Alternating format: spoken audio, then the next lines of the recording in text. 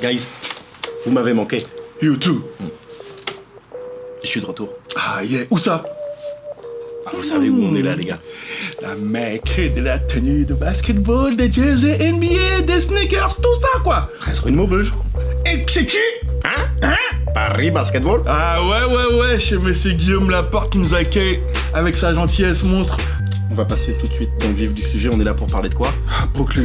Brooklyn Nets. Yeah. It's BK, built by hustle. True to the grind. We see the future, but we're on this right now. Actions speak louder than words. We're making news. That's why we keep talking big. Brooklyn don't stop. We don't settle. We don't surrender. You're gonna wanna see this. Stand up, Brooklyn. We go hard. Qu'est-ce qu'on fait? On enchaîne direct, je crois, non? Ouais, je crois que c'est ça. C'est ça ou pas? Ouais, on enchaîne? ça Vous êtes prêts? Ouais. Independent? C'est maintenant. It's been a long time coming. Destined for greatness, keeping on my 100 yards running. Working on a hot route, something y'all can talk about. Swear they couldn't tell me nothing. My head's still buzzing, my mouth still running. This has been a long time coming, a long time coming. Yeah. T'es beau! Ça, c'est un revival, les gars. Agathe, Qui l'eût cru? une belle veste. Ouais. Et Brooklyn Ouais. flirte encore avec les 50% de victoire. Ah, gars. Ça faisait long time. longtemps. Ah, putain. Depuis l'époque des Galactiques. Je crois que c'est des Galac. Des Nestlé Galac, mais pas des Mais Galactiques. en fait, c'est ça qui est hallucinant, c'est que les voir à peu près à cet endroit-là, faut remonter à 2012-2013. Et comme tu dis, c'était quand même pas la même équipe. Ah, carrément. Et on avait déjà parlé des Nets en faisant un bon focus sur un gars qui nous manque un peu, qui doit manquer à Brooklyn. qui en nous ce a moment, manqué. c'est En plus, Spencer. on était les premiers à parler de lui. Avec son nom de super-héros, tu sais, la petite souris super-héros là. Spencer Dinwiddie. Dinwiddie, 2 seconds. 1 second, a heave. Oh!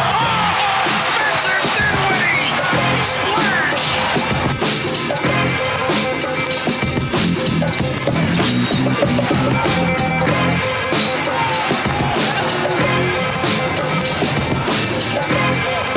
Look out from behind. Dinwiddie gets it to go. Hey, what's up, bro? To the Dinwiddie. 3 seconds, 2 seconds, steps, fires. Oh, it's good! Spencer Dinwiddie! Mais depuis, Brooklyn avance. Brooklyn avance. J'ai envie de te dire qu'ils ont commencé à digérer leurs grosses signatures, les gros trades de Pierce et de Garnett. Et ils ont enfin récupéré un All-Star. Et un All-Star. Ils l'ont même créé. Ils l'ont même créé, j'ai envie de te dire, ouais.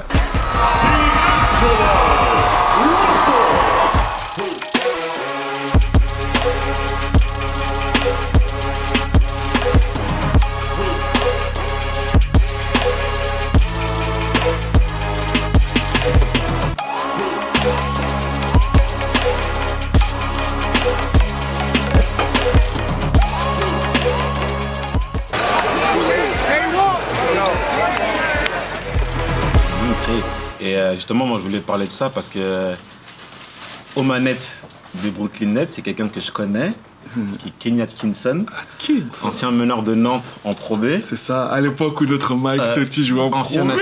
ancien assistant de Gordon Herbert à Paris. Et franchement, je vais vous dire la vérité, je le voyais venir ce truc-là. Ah, là, on veut que tu nous racontes. Je me rappelle, j'étais à Reims, je devais signer à Paris à l'été 2006. Et c'était l'assistant de Gordon Herbert, il me dit viens à Paris, une semaine, on va s'entraîner ensemble et on va voir un petit peu ce que tu veux. J'y vais, il m'entraîne comme un malade. Et je me dis, mais on dirait c'est la ligue, on dirait vraiment un coach de développement pour les joueurs. Tu vois, je me dis, il serait parfait là-bas. Il me dit, ouais, qu'est-ce que tu veux faire après? Je dis, ouais, moi, je veux jouer en Pro, je veux jouer en Europe. Il me dit, non, faut viser la NBA c'est le vrai truc, faut y aller. Et dans ma tête, je me disais, ni toi ni moi, on va aller là-bas. Alors, restons ici, on fait ce qu'on a à faire.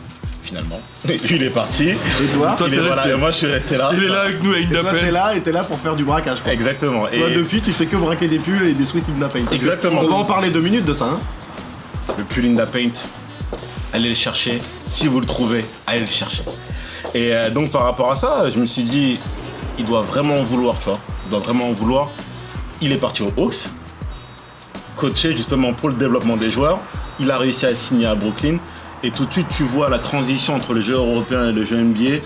Comme par hasard, ces deux meilleurs joueurs, c'est des joueurs de la traction arrière. On parle de Dinwiddie, on parle d'Angelo Russell. C'est marrant, mais au Hawks, ça devait y avoir une belle traction arrière aussi, je crois, à l'époque. C'est pas une surprise tout ça, c'est pas une surprise. Et croyez-moi, ce coach-là commence à s'asseoir à la table des grands coachs de la NBA.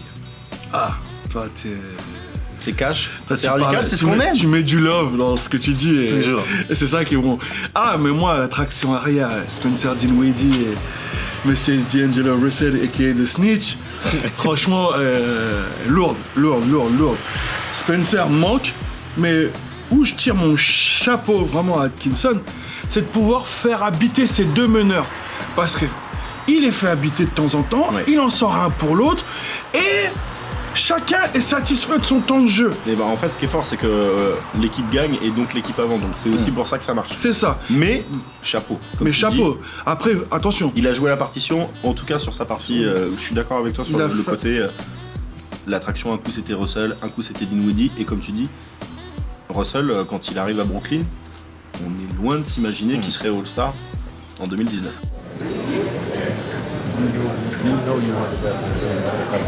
You know that right here, right? Just being here, you know what I'm saying? Give me that, you know what I'm saying? Had to see it on paper first, you know what I'm saying? It's all love, bro. It's all love. Just trying to keep it going. Whatever you did to get you here, do more. You already know. You know what I mean? Après, avec tout ce qu'il dit, tout ce qu'il annonce aujourd'hui, comme quoi il avait appelé LeBron pour dire comment faire pour devenir un grand joueur et que LeBron il l'a conseillé, ça c'est de la com. Mais bref, il a parlé, il a agi. Et aujourd'hui, c'est le D'Angelo Russell qu'on a vu quand il était À la draft, simplement. avant la draft, Avant la draft, ouais. et à Montverde, à Montverde. Into the hands of Russell. Russell with 4. Russell is fouled. Oh, he banks it in. D'Angelo Russell. What time is it?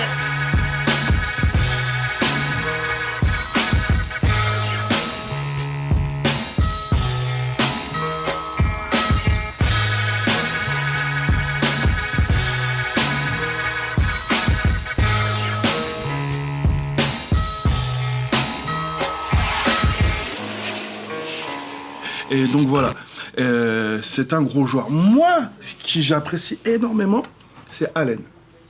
Ouais, Jarrett Allen. Jarrett Allen. Burt lobs it. Oh, Jared Allen. A rookie rack attack. One bounce and the throw. Allen rocks the rim.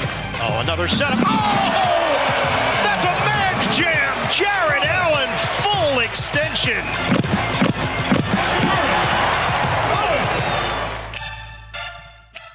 Ce gars-là, j'ai envie de te dire, il a pas envie de se faire marcher dessus. Si tu veux le facer, il va falloir que tu sautes plus haut que lui. Sachant que lui, il monte, et ben celui-là qui va se retrouver en face de lui, il va falloir qu'il monte.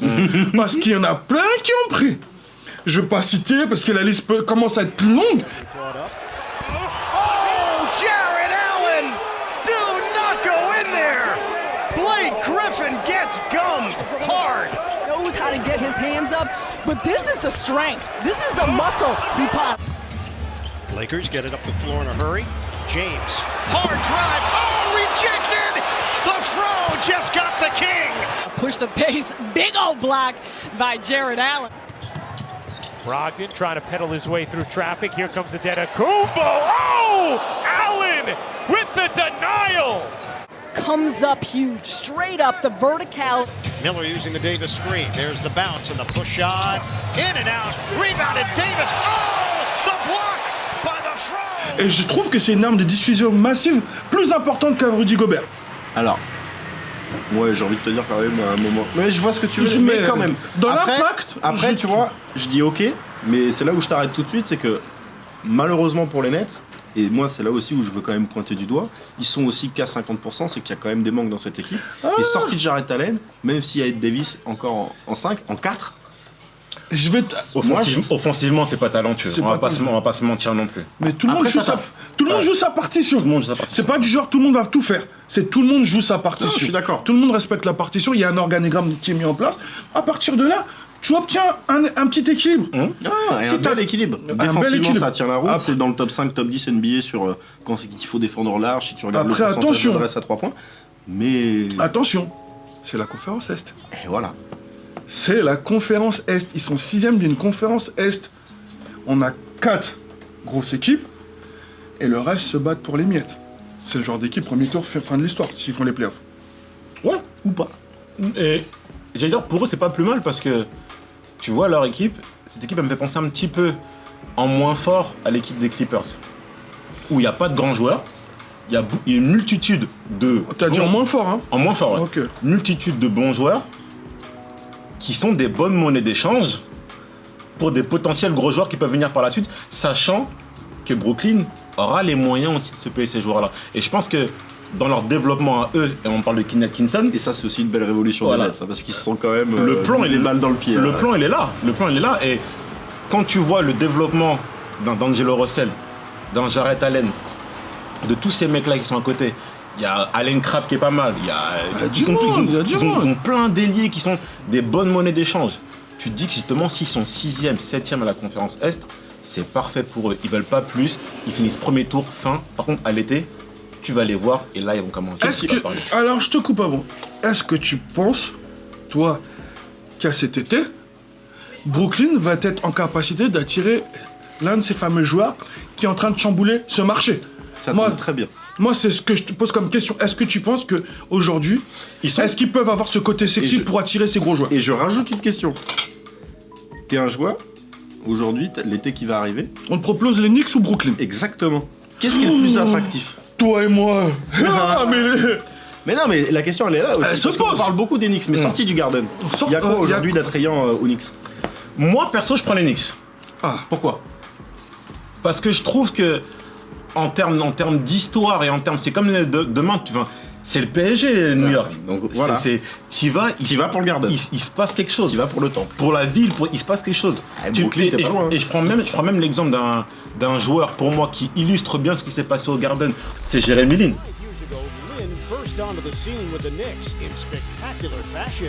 Il s'est passé un truc dingue pour un joueur lambda. Un joueur inconnu qui dormait sur le canapé. C'est peut-être sur les 10 dernières années de la NBA, c'est la plus belle histoire qui s'est passée. C'est clair. Et elle s'est passée à New York, elle s'est pas passée à Brooklyn. Et pour moi, Ouais, celle de Spencer, elle est pas mal non elle plus. est pas mal, mais Ça n'a rien à voir avec. rien à voir Ça n'a avec- rien à voir avec Jeremy Lin. Pour ça, je prends New York. Maintenant, il y a peut-être des mecs qui vont vouloir être côté New York, mais être côté tranquille. Et dans ce cas-là, ils pourraient choisir Brooklyn. Ça pourrait faire quelque chose de vraiment, vraiment bien.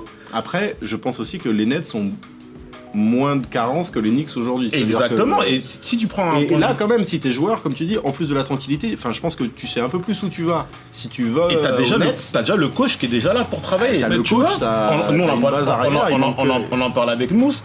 Peut-être que les Knicks, pour pouvoir grandir, ils vont devoir changer de coach. Encore Là où les Nets n'auront pas besoin de le faire.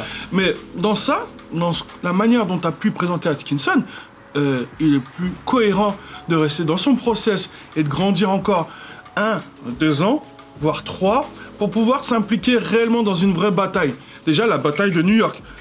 Ça serait limite repartir de zéro. Il y a une certaine cohésion, un certain esprit aujourd'hui à Brooklyn. Si tu te permets de taper fort, tu risques de la reperdre. Et est-ce que Atkinson sera prêt à travailler? Est-ce qu'il sera en capacité à travailler dans un process différent? Pour moi, le process dont tu parles, c'est le process que Boston a fait. Il passe quand même par la draft. Et Brooklyn, dû à leurs bons résultats et dû aussi aux mauvaises choses qu'ils ont fait par le passé, n'auront pas ce luxe que Boston a. Donc du coup, eux, ils sont forcément obligés de taper dans le mille presque direct, parce que sinon, leur process, l'équipe qu'ils ont en ce moment, ne pourra pas être beaucoup plus forte que maintenant. Il va Elle va plafonner parce qu'il manque de talent. Et pour rebondir, excuse-moi de te couper, mais pour rebondir sur ce que dit Mike, ils ont pas, enfin, tu sais à peu près aujourd'hui ce qui leur manque. Il leur faut un 4. S'ils chopent un 4, ça c'est pas impossible, tu vois. Mais moi, en fait, la question que je vous pose, c'est là, vous me mettez dans. C'est quoi votre prévision dans ce recrutement? Votre prévision, c'est de taper fort peut-être 1 an ou être plus régulier et monter crescendo? Parce qu'il va y avoir à la fin d'un cycle pour pas mal de franchises est-ce que le plus grand intérêt pour eux, ce sera pas d'être prêt quand il va avoir le renouvellement de ces franchises-là? Moi, je pense ils peuvent déjà commencer. S'ils C'est prennent des un projections break sur lesquelles- avec du potentiel, ils peuvent déjà prétendre à se dire attention les gars, la transition, nous on sera là. Parce que pour moi, après, Et rien ne vaut la continuité. Ouais. Ils sont dans un joli Mais processus. là, comme l'autre, ils sont dans une continuité. Hein. il faut voir comment la NBA fonctionne. Pour avoir 2 superstars, il faut avoir une superstar. Tu vois, il faut souvent en avoir une pour avoir l'autre. Parce que justement, ils se disent, il se passe quelque chose là-bas. Et ça pareil au basket, c'est pareil au foot. Mais c'est qui la superstar aujourd'hui? Il n'y en a pas. Et c'est pour ça qu'ils en cherchent. Ils vont en chercher une. Ils vont en chercher une. C'est-à-dire que D'Angelo Russell. Laissez-le mûrir, peut-être.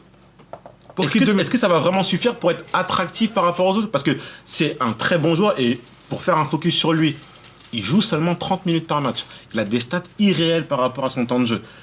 Il a le niveau aujourd'hui pour être peut-être cette future star. Il peut s'asseoir avec les John Wall, etc. en termes de production pure sur le terrain. Maintenant, est-ce qu'il a la même attractivité? On connaît son passé de balance, on connaît tout ça. C'est peut-être pas le gars que tu veux marketer pour pouvoir attirer d'autres joueurs. Pour moi, il faut peut-être quelqu'un d'autre qui est plus global pour pouvoir justement attirer les gens. Pour rester sur D'Angelo, il est en train de se refaire une street crédibilité. Je suis d'accord avec toi. Tu vois, le gars, depuis quelques temps, on n'en entend plus parler. Il a été blessé, il revient sur le devant de la scène, il fait ce qu'il faut. Franchement, il fait ce qu'il faut.